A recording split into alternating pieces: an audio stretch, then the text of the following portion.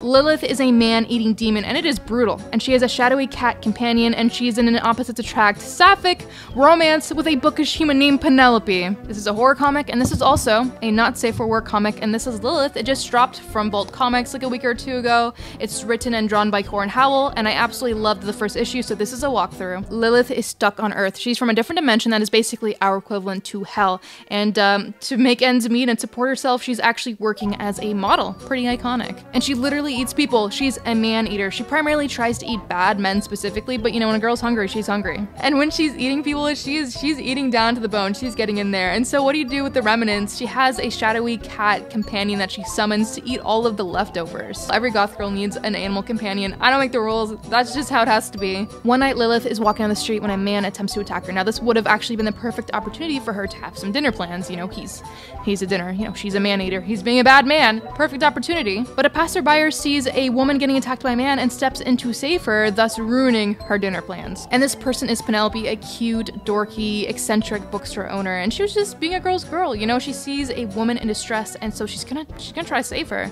She had no idea that she ruined Lilith's plans and now has put herself in danger because, you know, Lilith is a man-eating demon. And Penelope's a human, and she could be eaten, you know? Penelope is insistent now that Lilith is in shock, and she's like, come back to my bookstore right around the corner, you know, let me make you some tea. Like I said earlier, Penelope is eccentric, and she is starting to get on Lilith's nerves, and Lilith is hungry and now annoyed. Penelope has her back turned, and Lilith is about to strike her down when she sees something on her desk, and she's like, hold on, I recognize this book. Pretty sure this is from her dimension, but we know from the synopsis that this book is actually the key to getting Lilith home, and Penelope is the only one who could read it. And we also know from the synopsis that they're going to develop a romantic relationship, and I am so beyond excited for this opposites attract situation, this demon and the human thing.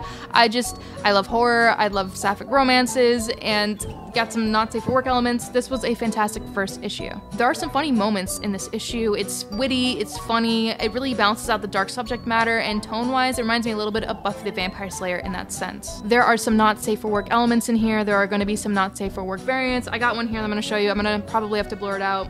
And they're just some really great variants overall. I'm really looking forward to the variant aspect of this series. This is a cosplay variant. It's reminiscent of a vintage horror magazine. I really love the vintage style. I love the textures on the back here. There's even some textures here.